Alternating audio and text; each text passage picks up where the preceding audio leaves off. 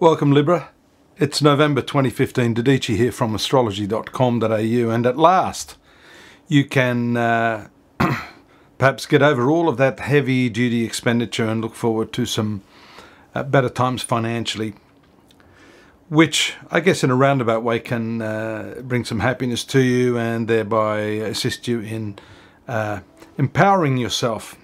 Although, as I said in this introduction, as well as last month's introduction, the theme being self-empowerment, that what you have is not necessarily the true cause of your inner happiness and thereby self-empowerment.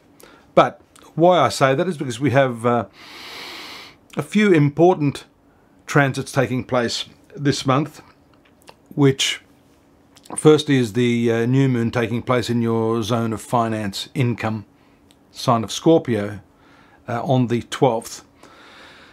And also the transits of Venus and Mars out of that high expenditure place, the 12th house, into the sun sign of Libra, your sun sign. So this is all good. Now that takes place on the, let's have a look here, Venus moves out on the 9th and then Mars on the 13th, I believe, if I'm not mistaken. Correct. So those two planets are quite passionate.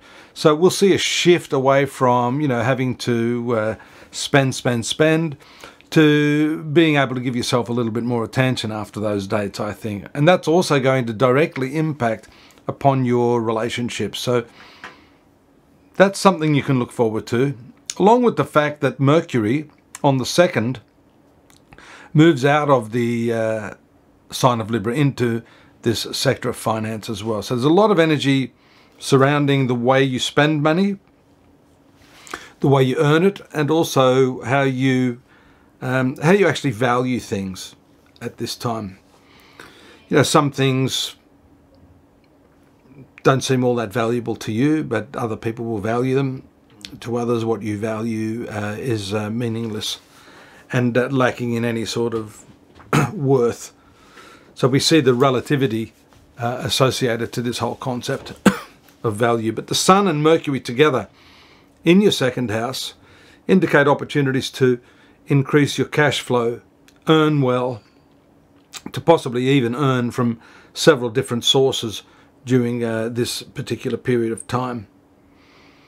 You're very creative because on the 7th we see Mercury, one of your better planets, moving into the triangular aspect of Neptune. And Neptune right now is in your 6th house of work, but it also has to do with debts, along with that 12th house. Having that favourable influence helps you think through in a creative way the ways in which you can reduce that. And speaking of Neptune being in your sector of debt, it has been in a retrograde motion and continues to do so up until the 19th. So that's good, because then that creative and idealistic and intuitive response to situations and things and people can come into play much more easily without you having to second guess yourself. And there's nothing worse than second guessing when you're trying to be intuitive, because then it becomes an intellectual process, doesn't it? We see the quick transit of Mercury, so a lot of stuff going on in your financial area up until the 21st, when Mercury moves out of that area into your 3rd house of communication, contracts, and short journeys. We see there, and I mentioned that last month, the movement of Saturn into your 3rd house of the mind, maybe bringing with it a bit of a heaviness at this time. So Mercury moving there could lighten the load, ease your worries considerably, I think. But it also makes you much more deliberate. So rather than flitting from here, there to everywhere, you'll be able to keenly analyse what's necessary and to bring your mind to any given problem to make a good decision on that.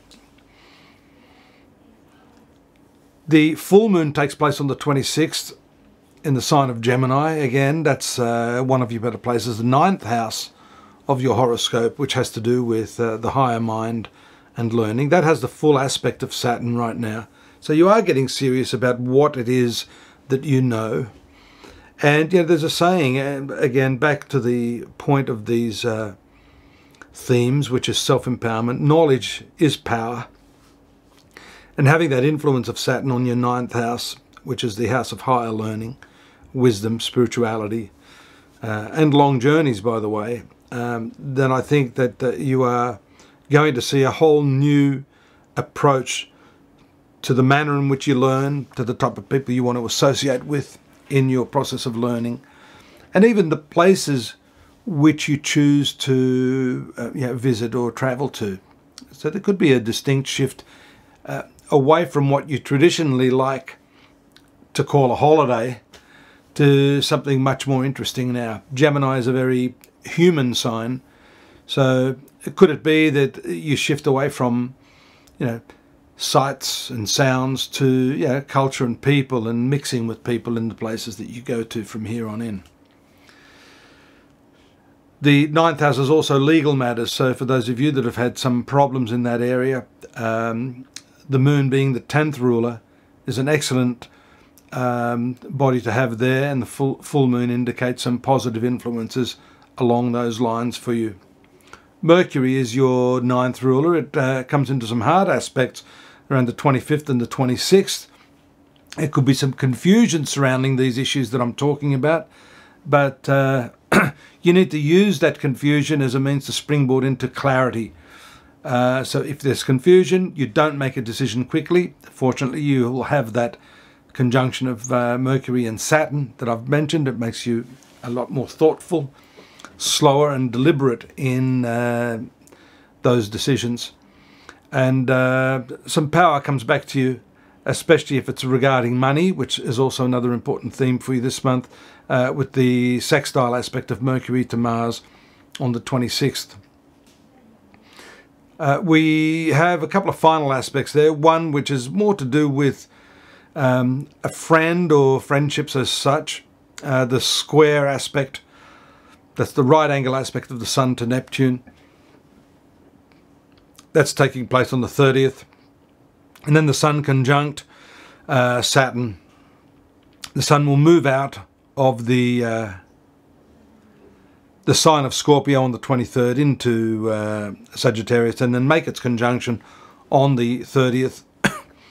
That again endows you with the ability to think carefully about any decision you need to make, especially over your work, over friendships, and to take a greater degree of responsibility in those circumstances.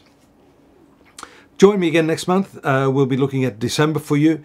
Right now we do have the more elaborate details on this month, November, at my site, astrology.com.au, and I look forward to your company here in December. Bye-bye.